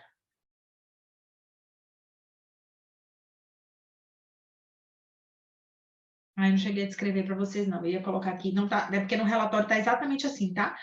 Mas o que, que a gente pode pensar? Que esses pais, eles estão tendo uma visão que não reflete totalmente a condição da criança e que a gente vai precisar fazer uma intervenção em orientação parental, tá? Por quê? Porque são pais que provavelmente estão em negação ou resistência em relação a características e sintomas. E aí, quando a gente volta para a CARS, a gente vê um padrão atípico, mas com poucos itens de comprometimento. A CARS avalia 15 itens de comprometimento.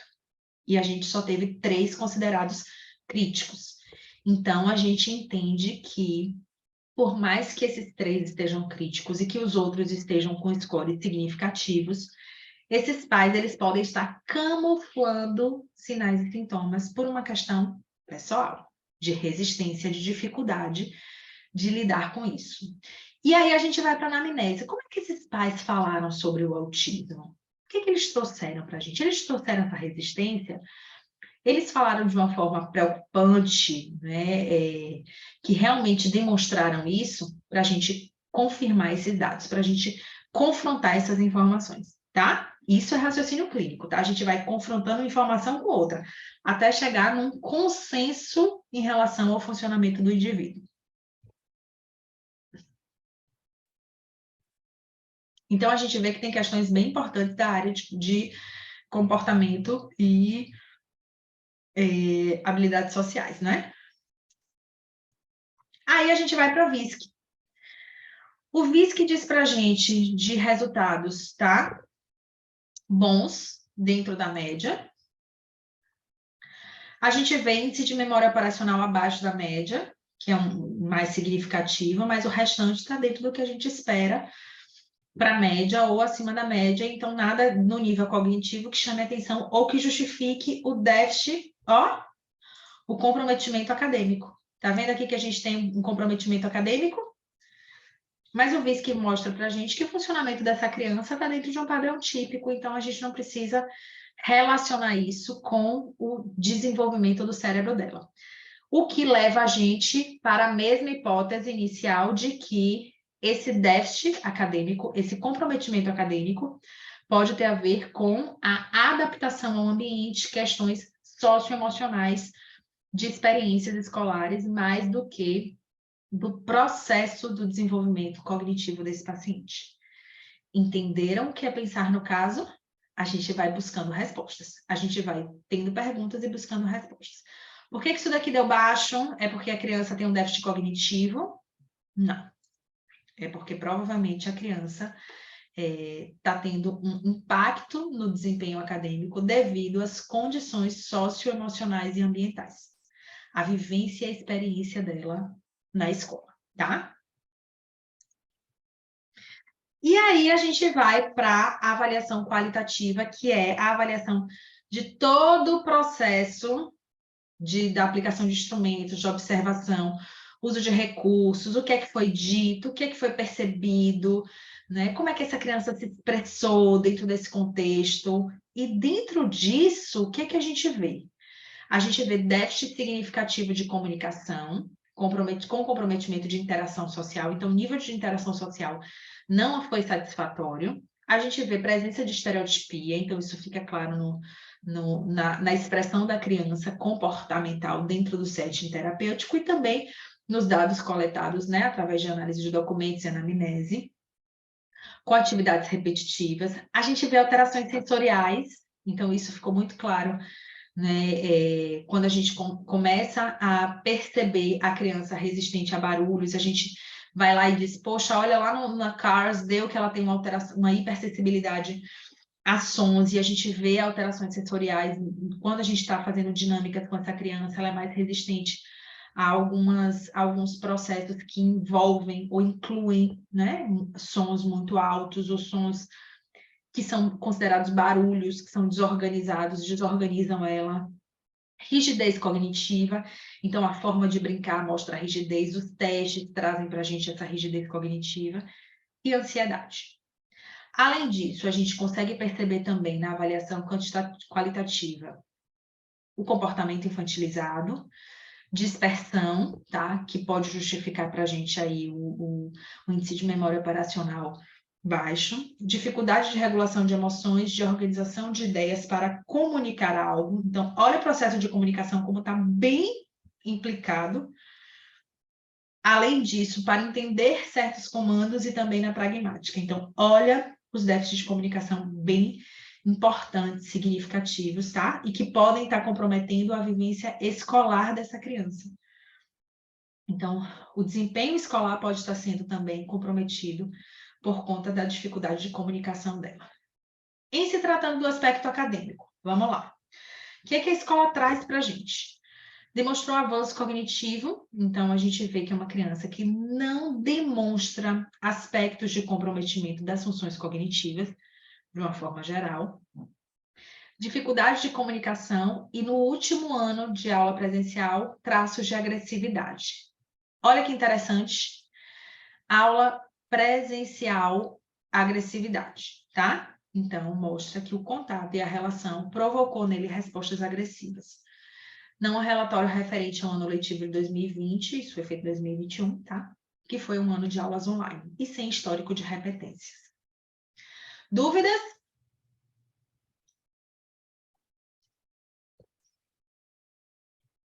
Vocês conseguiram perceber tudo que a gente precisava avaliar lá atrás? Vamos voltar?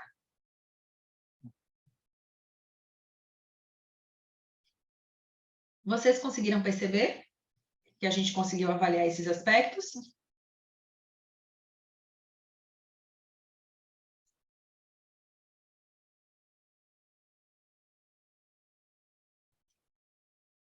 Pronto. Quando a gente consegue identificar esses aspectos dos testes, e a gente vai se perguntar exatamente disso, tá? Na área social, o que o teste de avaliação de habilidades sociais diz para a gente? E o teste de inteligência? É uma criança que tem um déficit intelectual e talvez por isso tenha esse tipo de padrão de funcionamento? Não, não é, porque a gente viu lá pelo VISC, que dá uma referência de DI para a gente viu que a gente descarta, né? Que é um paciente que não tem deficiência intelectual. Então, o que a gente pode mais pensar nesse caso, tá? O nível de comunicação. Olha como a gente tem um nível de comunicação afetado, certo? Então, olha como a gente tem um índice de compreensão verbal, que é um índice que está considerado na média, abaixo da média, então a gente já fica em alerta, tá? A gente tem outros testes de comunicação que dizem para a gente uma comunicação com um impacto significativo, como, por exemplo, a CARS traz para a gente, né, uma resposta... Não, a CARS não, a CBCL traz para a gente problemas com contato social, a gente consegue identificar que a condição social compromete a vivência dessa criança. Então, quase todos os testes trouxeram esse comprometimento em relação à comunicação e à socialização da criança, né? As condições de regulação emocional também estão bem comprometidas. Então, a gente consegue perceber tudo isso nos instrumentos. Vocês identificaram isso? Ficou claro para vocês essa leitura que a gente faz dos instrumentos? Porque isso que é raciocínio clínico, tá? A gente vai vendo os resultados e a gente vai pensando nos resultados. Pronto. Isso é raciocínio clínico. E esse raciocínio clínico nos leva a formalizar a nossa conclusão. Deixa eu ver se eu acabei aqui. Acabei. Então, a gente vê que tem déficit de comunicação com comprometimento de interação social, tem estereotipia, atividades repetitivas, alterações sensoriais e rigidez cognitiva. A gente não viu tudo isso? Não ficou claro para a gente nas respostas dos instrumentos? Pronto. O que isso quer dizer para a gente? Que esses dados eles são sugestivos de TEA e que confirmam a nossa hipótese inicial. Entenderam como funciona? A gente separa o que a gente tem que identificar, usa os instrumentos para identificar essas áreas, entende como essas respostas estão relacionadas e o que elas querem dizer, e aí a gente vai ver especialmente nas características que são critérios diagnósticos, se esse paciente apresenta comprometimento, e se apresenta, a gente justifica isso na conclusão. Ficou claro, gente? Isso é o desenvolvimento do raciocínio clínico. É pensar nessas respostas juntas para dar uma conclusão. Isso é raciocínio clínico. É isso que a gente faz para poder identificar, tá, o perfil do paciente e características que sejam sugestivas de tratos específicos que confirmem ou refutem as nossas hipóteses iniciais, tá? E o que isso gera? O que o raciocínio clínico leva à nossa conclusão? Ele desemboca na nossa conclusão, ele dá origem à nossa conclusão, tá? Ficou claro? Vamos para as dúvidas. Vamos lá, tá? Que agora eu vou ler e responder as dúvidas. Tem um monte de dúvida aqui de vocês. Deixa eu ver onde eu parei. Aqui, na cobrança.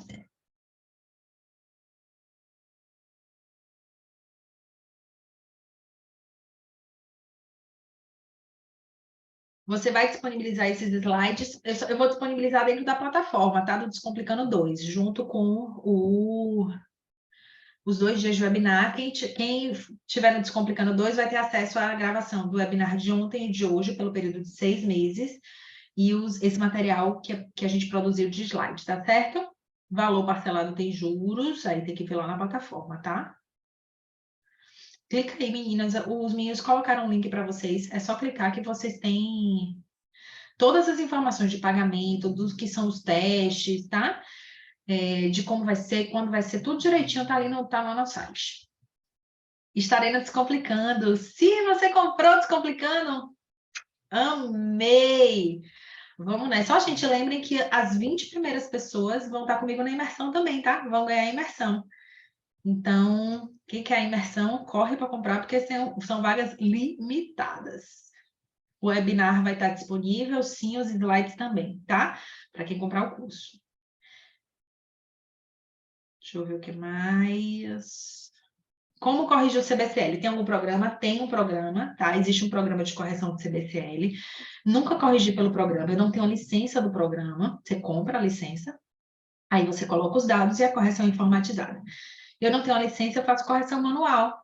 E aí eu tenho lá, né? Eu fiz uma tabelinha para poder facilitar a minha correção manual, e aí tem as áreas, as sub-áreas que o CBCL avalia, quais são as questões, os itens que avaliam essas áreas, e qual o ponto de corte. Então, eu faço assim, a gente faz assim, tá? A gente vai vendo a resposta do paciente, soma essas respostas em cada uma das sub-áreas, por exemplo, ansiedade, problemas com atenção, problema com contato social, aquelas áreas aqui, deixa eu mostrar para vocês.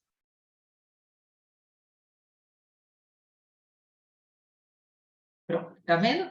Ansioso, deprimido, retraído, queixas somáticas. Então, a gente vai somando os itens de cada uma das áreas, e aí vai dar um score, e a gente vai ver o ponto de corte, se está acima do ponto de corte ou abaixo do ponto de corte.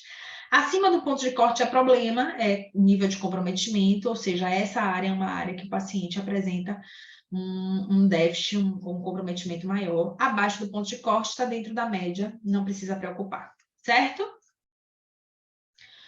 Como montar o plano de intervenção a partir de todos esses aspectos que foram percebidos na avaliação? Massa sua pergunta, Laís, adorei. Bom, o plano de intervenção, ele parte da necessidade de intervenção da criança, que é isso aqui, tá?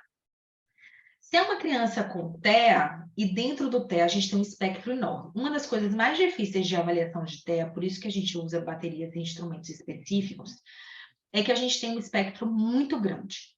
Por quê? Como a gente está falando de um transtorno do neurodesenvolvimento, a gente tem processos que podem levar a gente, tá? A muitos detalhes, aspectos pequenos, principalmente se for um TEA leve, que vão dificultar a identificação desses critérios.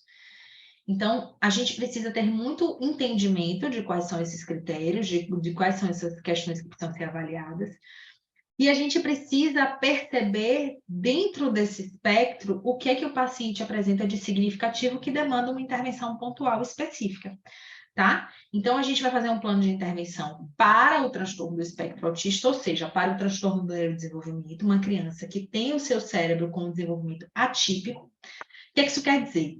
Que é uma criança que precisa de mais estimulação, né, em determinadas... Vamos usar áreas, tá? Apesar de que a gente sabe que não é a área em si, é mais função, mas vamos usar a área que é mais comum. Então, em determinadas áreas, ela precisa de mais estimulação, e ela precisa de uma estimulação ampliada para que outras áreas do cérebro consigam dar conta dessa necessidade daquelas áreas que não estão funcionando bem, tá? Então, a gente precisa fazer com que a criança ela desenvolva mais neuroplasticidade para dar conta de um desenvolvimento dentro do esperado ou mais próximo disso, com melhor prognóstico, tá? Então, a gente vai ver quais são os déficits mais significativos e o nosso plano de intervenção vai contemplar esses déficits que são os mais importantes para ela, tá? Ou de reabilitação ou de habilitação. E, além disso, os encaminhamentos necessários, porque ela também vai precisar de um apoio ou de um suporte de uma estrutura sistêmica que é de família, de escola e de outros profissionais, ok? Então, nesse caso, é uma criança que precisa de quê, gente? Quem diz o que é que essa criança precisa enquanto intervenção? Vamos lá? Laísa consegue perceber? Alguém chuta?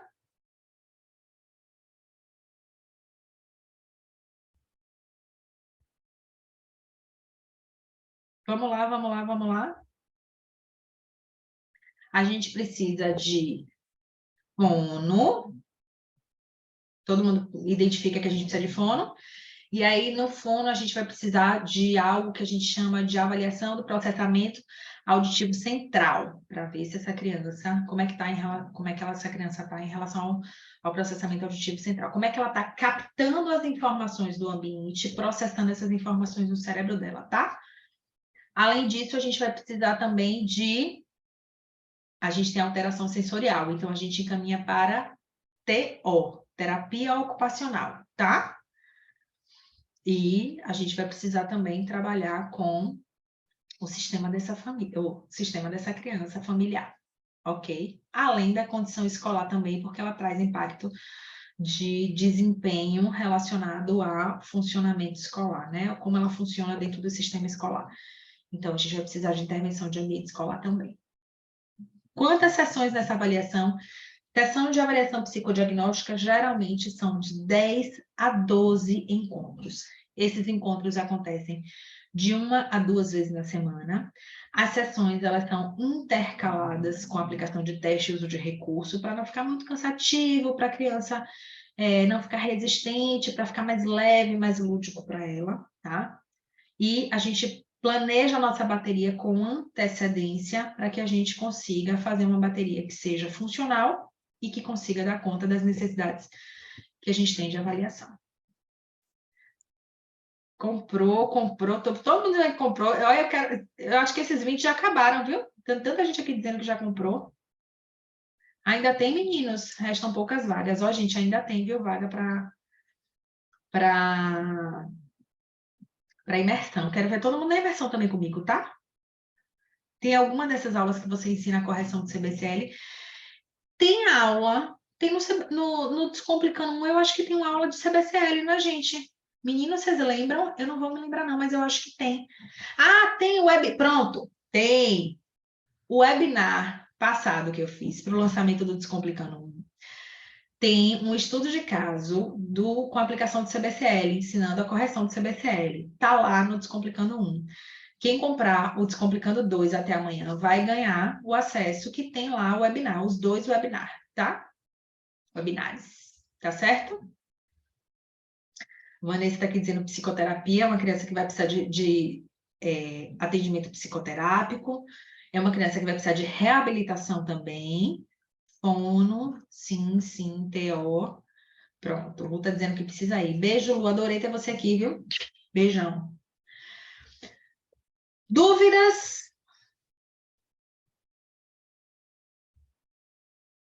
Vamos lá. Quem tem dúvidas sobre esse caso? Quem tem dúvidas sobre como eu encontrei essas respostas?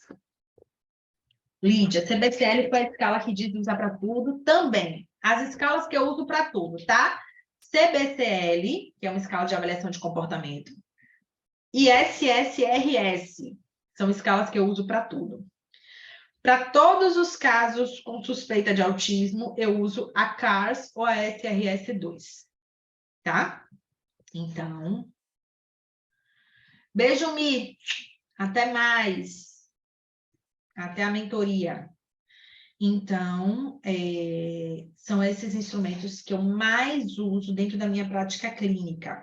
E aí, eles geralmente estão na minha avaliação inicial ou na minha avaliação psicodiagnóstica, porque eles me dão referências concretas e exatas sobre o funcionamento da criança, em áreas do desenvolvimento infantil. Vocês lembram quais são as áreas que a gente avalia? Dentro da avaliação inicial, quais são as principais áreas do desenvolvimento? Vamos lá? Cognição, comportamento, social, emocional, e a gente também avalia o sistema. CBCL é paga, Lu? Não, CBCL é de grátis. É a escala de comportamento mais usada no mundo. Super bem validada e avaliada, traduzida para muitas línguas, mais de 200 línguas.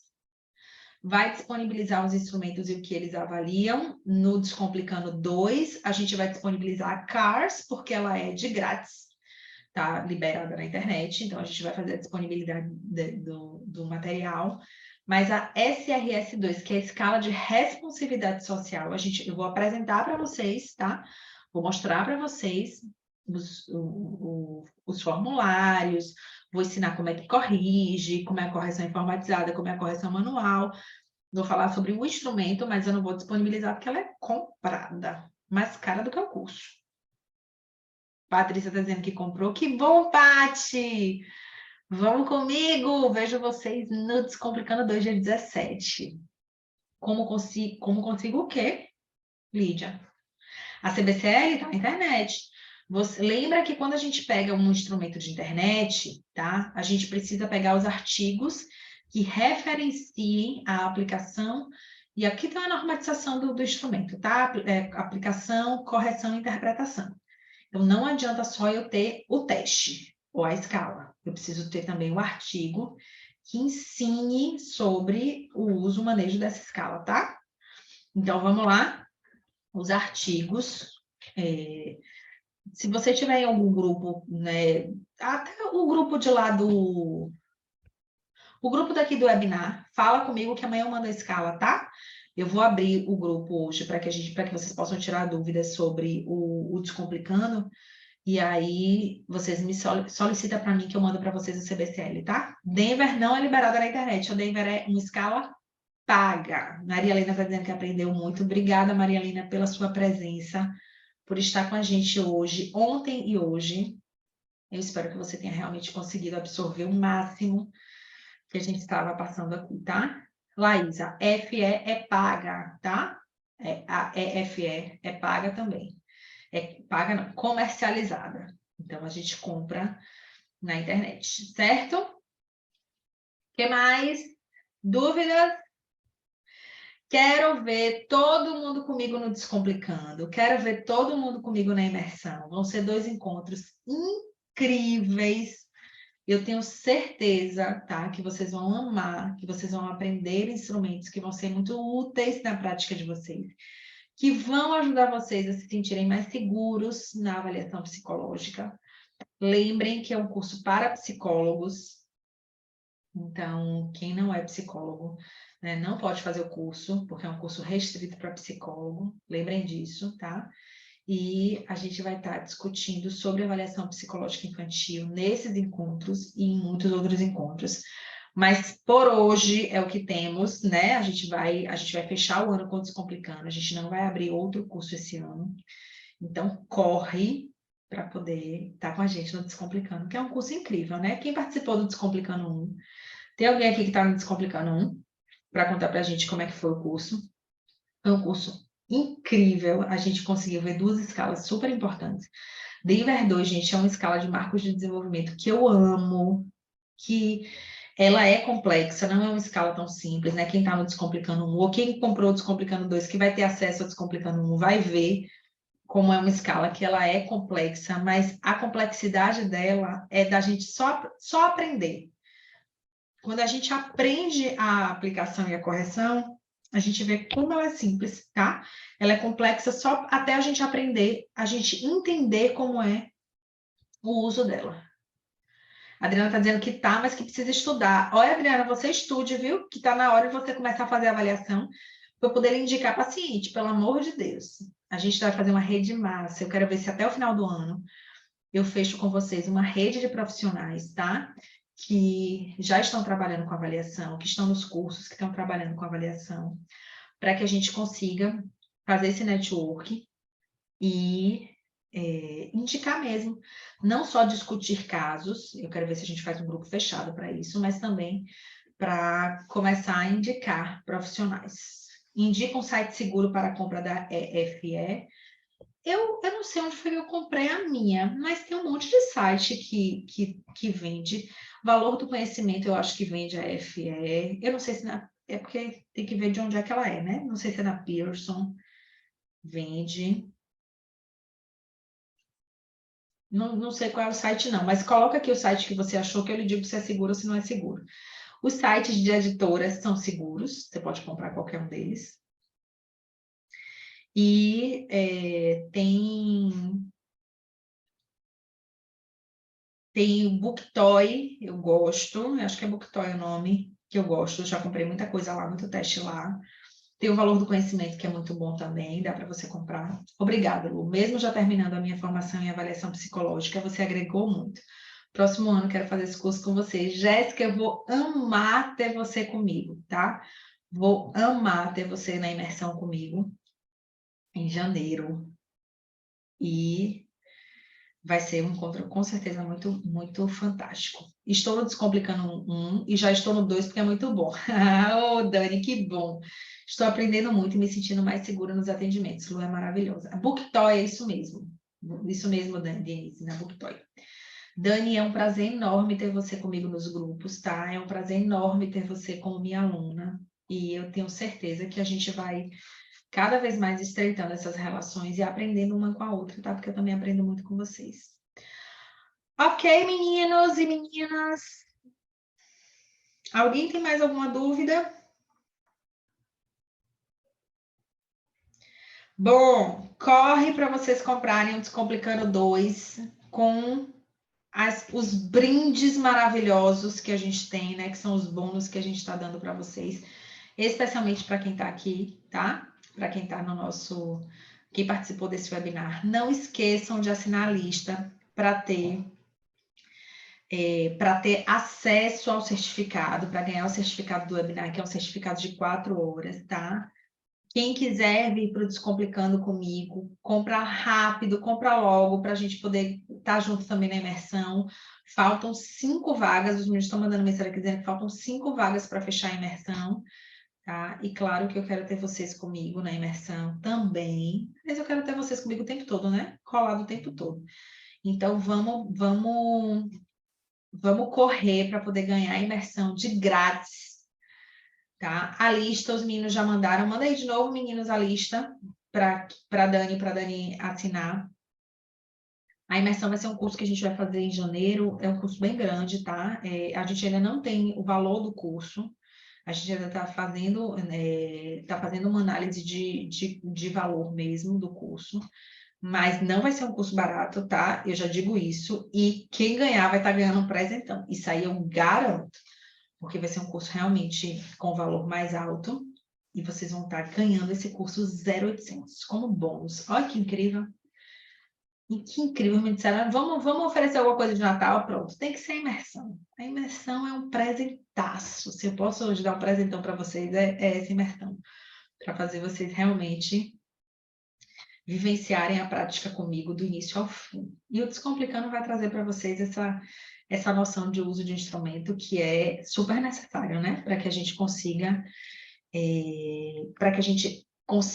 praticar. E quero ver todo mundo praticando, tá? Quem está aqui que está no Descomplicando 1, bora botar em prática, bora usar o Denver e a SSRS, porque são 2 instrumentos muito bons. E quem vai para o 2, Descomplicando 2, vamos usar a CARS e a SRS2, que também são grandes instrumentos para avaliação de sinais e sintomas de autismo.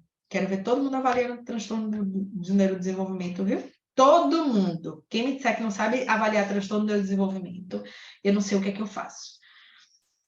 Pronto, meu povo. Muito obrigada pela presença de vocês nesses 2 dias. A gente se encontra logo, ou no Descomplicando dia 17, ou no nosso próximo evento, agora só ano que vem, mas a gente se encontra. A Adri está dizendo que comprou. Que massa, Adri! Vou ter você comigo, não só no Descomplicando 2, mas também na imersão. Olha que delícia. Muito bom estar com vocês hoje, muito bom estar com vocês nesses 2 dias de evento, tá? Obrigada pela troca. Eu espero que vocês tenham entendido como funciona